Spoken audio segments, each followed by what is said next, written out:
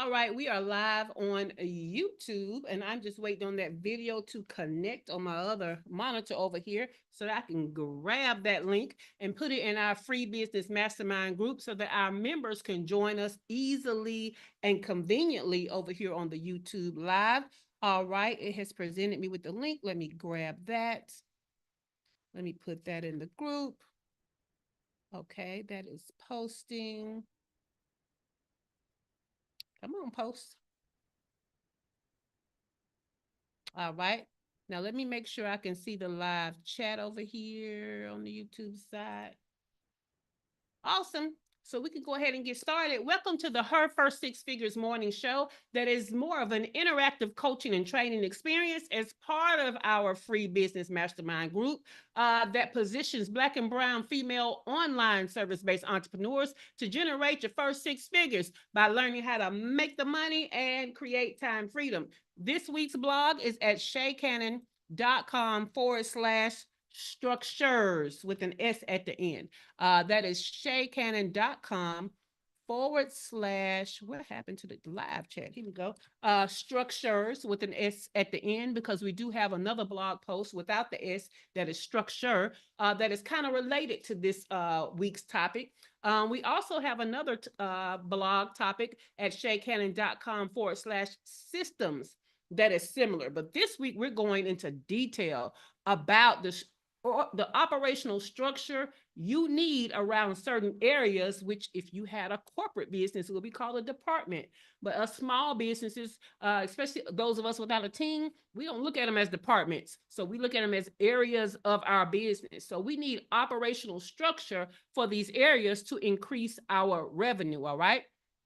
Now, we've already talked about operational structure for your admin and support tasks. We talked about that on Monday. I even gave you 10 operational support things to create structure around, okay? So go back to Monday's replay for that.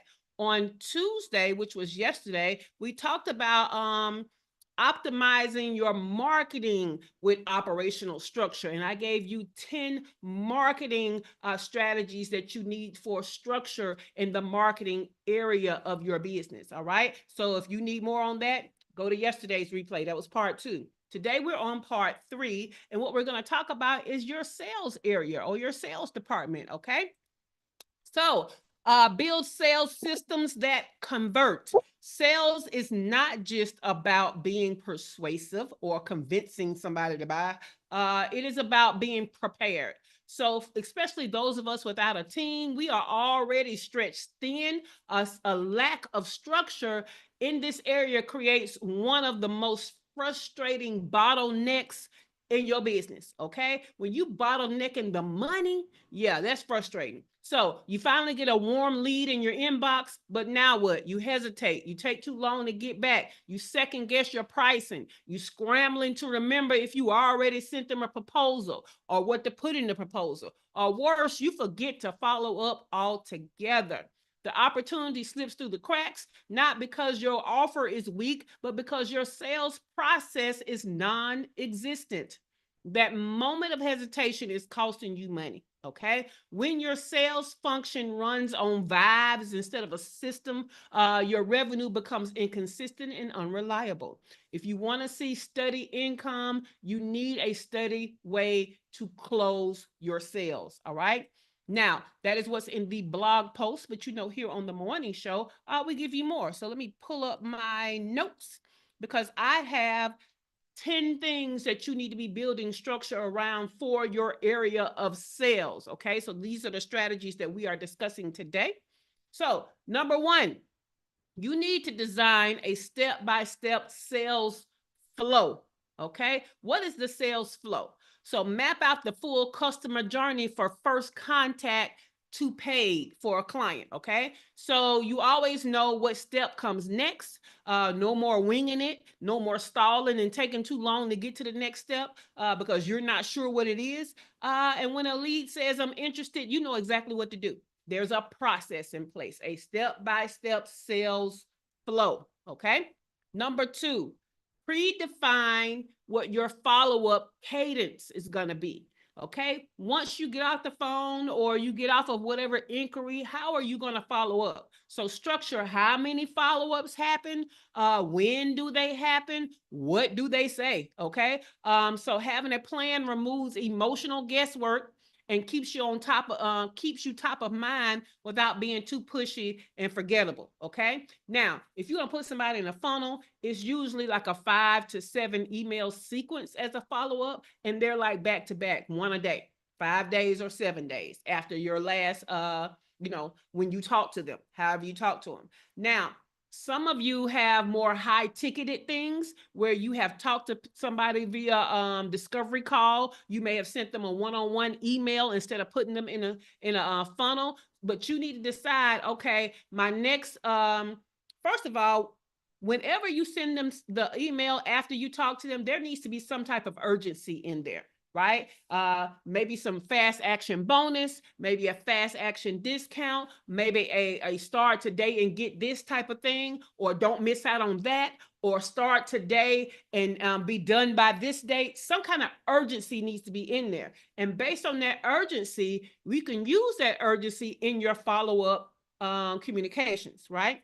So again, if you had a call and you're like using a template to send them a regular email instead of putting them in a funnel, then you mention that urgency, and then you know what your cadence is going to be. I'm going to follow back up in 2 days, and then I'm going to follow up in 2 days after that, and then my final follow-up is going to be 2 days after that, right? And so you use scripts and templates for that. All right, so predefine your follow-up cadence. Number 3, create a sales call framework. Again, this is important, especially if you're taking discovery calls, because some of y'all just be giving away everything but the kitchen sink and then wondering why people didn't buy from you. Well, you gave them enough that they feel like they got enough to start working on and they don't need to pay you. You, as the expert, may know it's not enough, but again, they're going to work it like excuse my French, they're going to work that like a $2 hole for the next 3 years before they realize it was not enough. So stop giving away stuff in the calls. Go by a framework rather than giving away the kitchen sink because you don't know what to say next, or you're uncomfortable with awkward silence. So use some type of sales call framework. So discovery, develop a go-to structure for discovery calls so you're not rambling, you're not underselling, you're not over-explaining or over-convincing. It brings consistency and makes quality and qualifying easier, all right? Number 4, use a sales objection vault. The best thing you can ever do for your sales process is start banking people's objections so that you learn how to overcome these objections, okay? So it's not about convincing. We're talking about objections that it's not a no, okay? So anything they're doing to prolong making a decision, we need to have an answer for that. Okay. Or if they say something that's like, well, I got to see if I got the money for it. Your sales objection could be, you actually can't afford to wait to do this because these are all the things it solves, and not solving it is costing you this. That's overcoming an objection, right? So when you start banking the common objections that you're getting and you realize what works or what you can say in response to that, ChatGPT is great to help you with that these days. Bank that stuff. That's going to help you on these sales calls when you create this document, and you can when you hear it coming, you go over there and say, okay, what's my response to that? And it becomes a part of the conversation.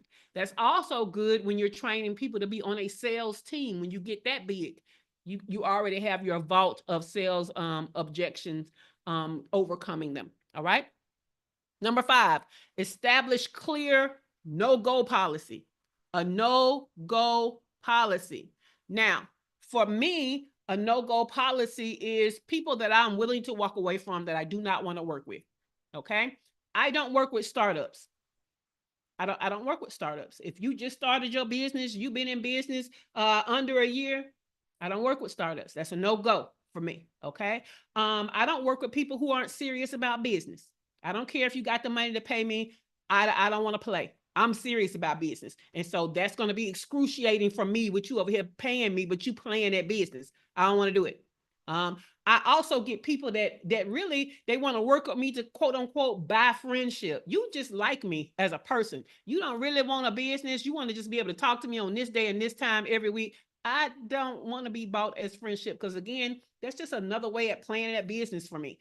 So if you don't qualify to be my friend, you can't buy my friendship either. So that's a no-go for me. You need to decide what your no-goes are because you're not supposed to work with everybody. You're not supposed to be everybody's cup of tea, okay? If you're one of those people that like to play the victim, and you overly sensitive, so when people tell you things you don't want to hear, whether it's true or not, you're not going to grow. And I don't want to work with you because I don't have time to be catering to your feelings. I'm not that type of person. So get on. All right. So what is your no-go policy?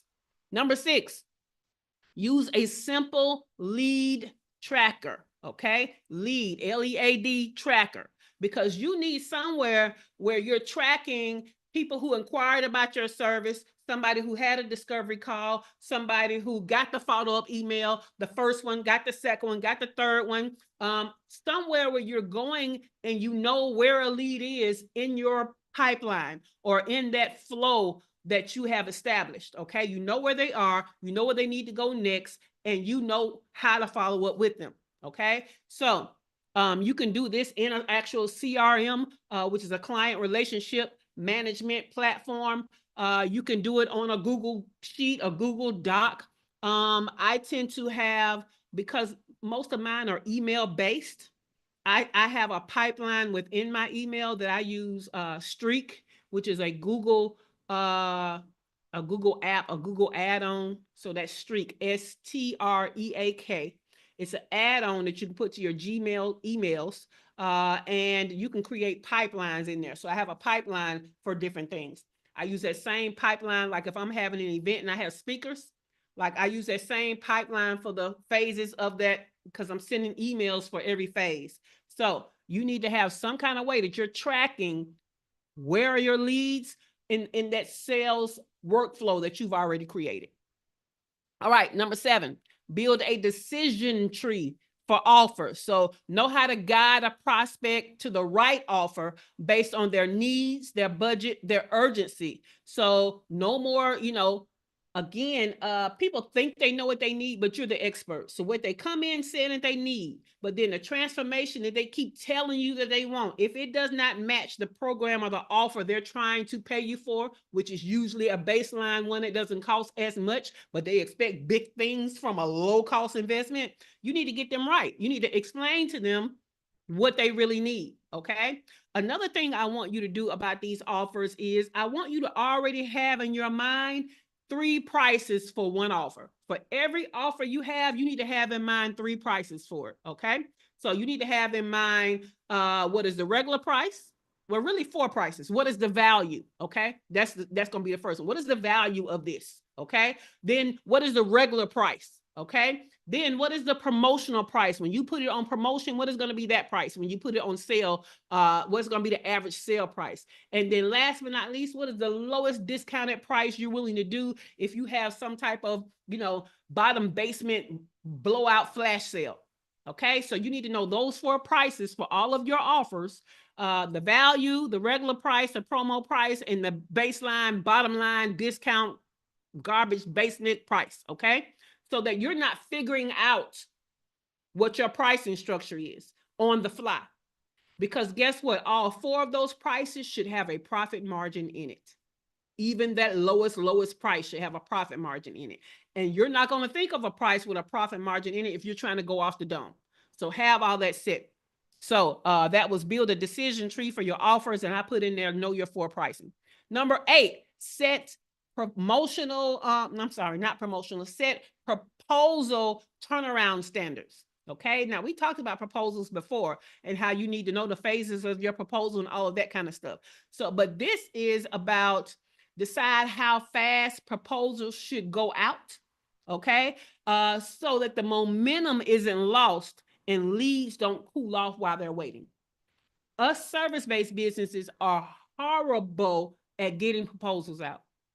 We're horrible because we don't have a process in mind. We scared to put a price on stuff. We don't want to underprice it. We don't want to overprice it. So that's about 3 days of us over here being in panic and anxiety over pricing.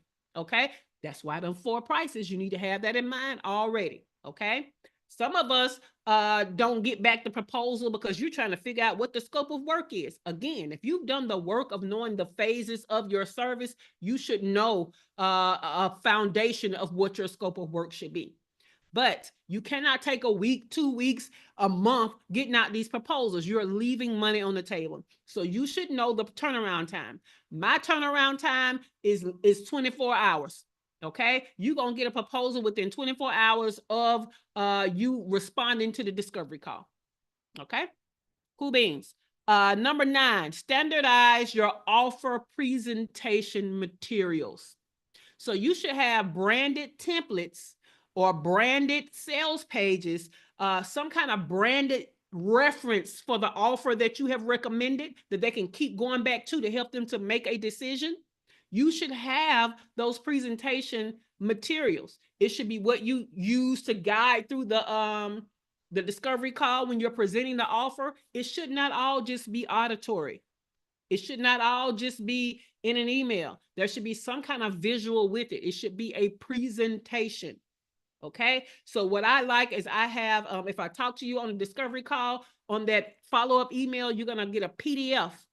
That PDF is really a PDF version of a sales page. Okay.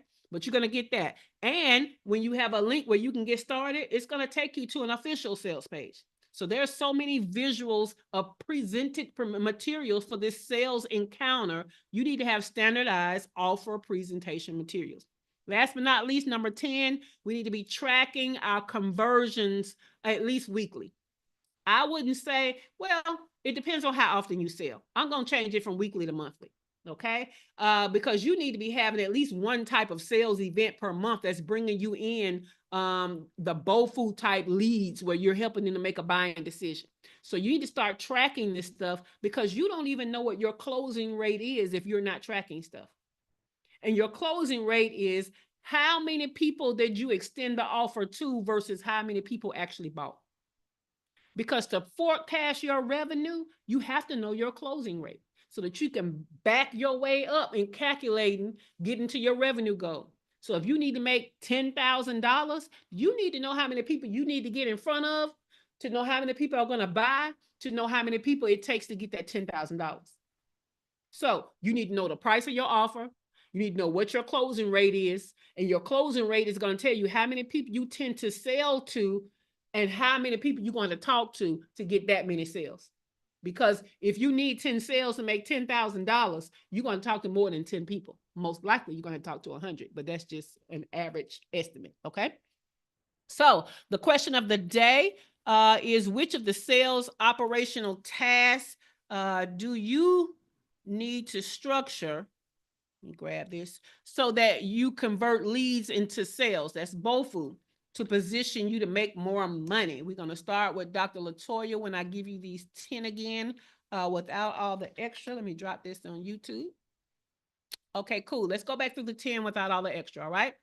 Number 1, you need, this is the structure you need for your sales area of business. So number 1, you need to design a step-by-step sales flow.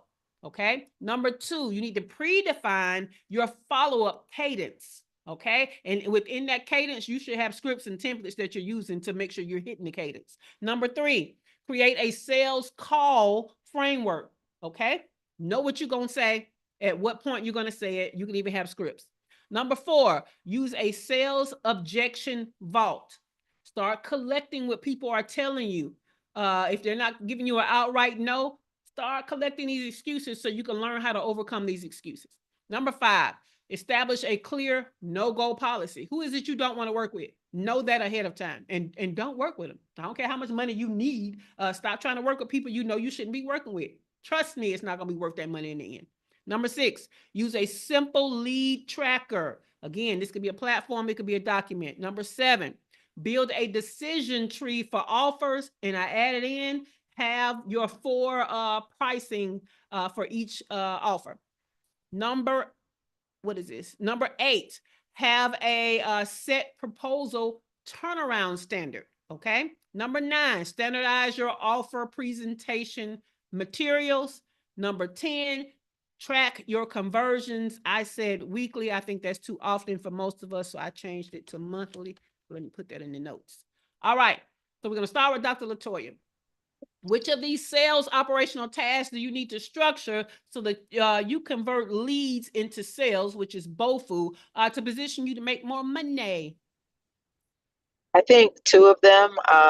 Number nine, just because I like the idea of having something that looks pretty to send out after we've had the call. And I think because I haven't started the sales calls yet, being really clear on kind of a script. So I think it was number two, maybe. I don't know. I'm making up the number. But the one where we follow. That was three. You were close. So it was number three. Okay. Create a Okay. sales call framework. Yeah. Yes, framework. Yeah. Yeah. And keep in mind for you, it might not look like everybody else's sales calls. It probably look like when you do a webinar and then people just want to talk to you more, that's probably your version of it. But it still needs to be structured because it still is really a discovery call. You're just not holding this discovery call as a carrot, as something you want to do all the time. But you still can have that same type of framework ready. All right. Keith said number 7, and that was build a decision tree for your offers, where basically you know what person is right for which offer, and then I added to that you need to have 4 pricing levels for each offer. So good for you, Keith. All right, let's go to Dr. Ayana. Dr. Ayana, which of these sales operational tasks do you need to structure so that you can convert leads into sales, which is the BOFU level of the lead funnel, to position you to make more money? And good morning to everyone. Well, I can say that this is a very weak area for me, so a lot of these resonate, but number 9 in particular, standardize the offer presentation with materials and so forth, organizing the sales pitch, the elevator pitch, and being ready and on cue when it's time to execute, having the follow-up PDF and so on, and a sales page. I just need to really be solid in organizing my sales presentation information. So 9 is top for me. And I'll tell you, because on one side of your business, you want to work with corporate clients, that's especially true for them. So the more professional your presentation materials are, the better. So yes, ma'am.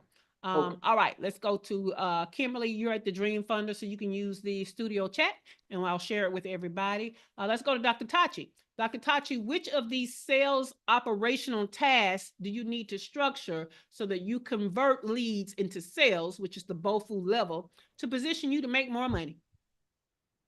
These are all really good. Mm-hmm.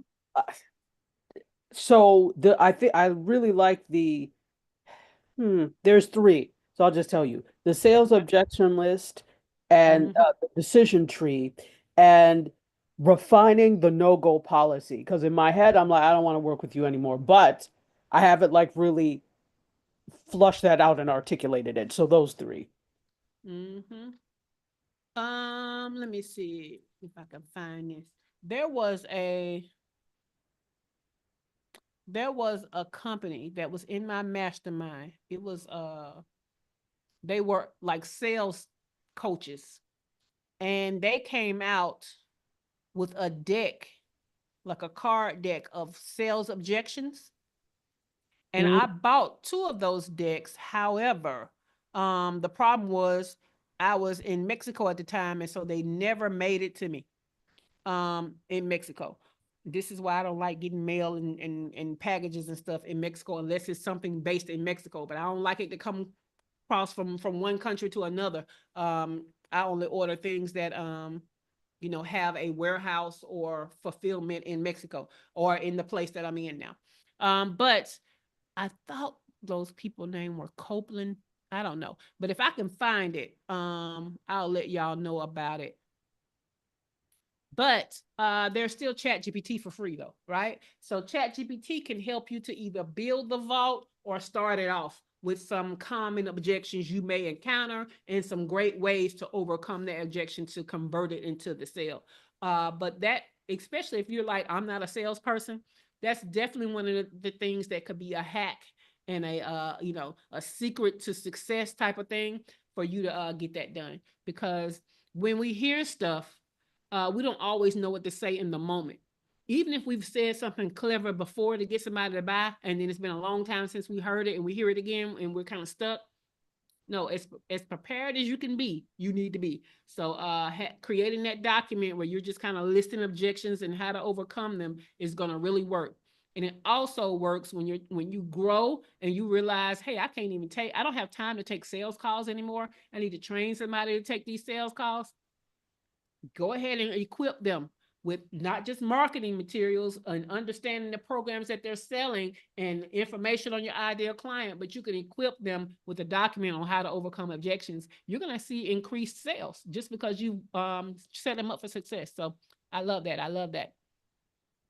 All right, so tomorrow what we're going to talk about is know your numbers to grow your revenue, because some of us don't have structure around know our numbers, and that's why we don't know. Some of y'all hiding from the numbers, and some of y'all, you don't mind knowing the numbers. You just don't have a process for knowing your numbers. So we're going to talk about that tomorrow, how to structure that.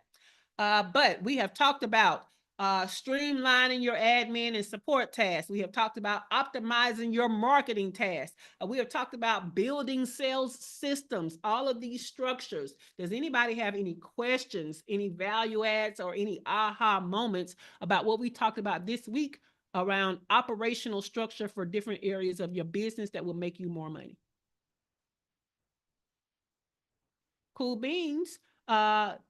We don't have any hands up. So we're going to go straight to our announcements. So today is another one of those days, like every broadcast day, where you're going to need these notes, okay? You want these 10 strategies, these 10 ways of creating structure around your sales process and systems. So there are only 2 ways to get these notes. Number 1, you have to be inside of our free business mastermind group, and they live in the files section of that group. Number 2, you can go to shaycannon.com/show, and you can sign up to get the notes and the entire morning show in your email inbox. What happens is every broadcast day, you get 2 emails, one in the morning to remind you to hop on the YouTube live so you can be on here with us and talking with us on the YouTube chat.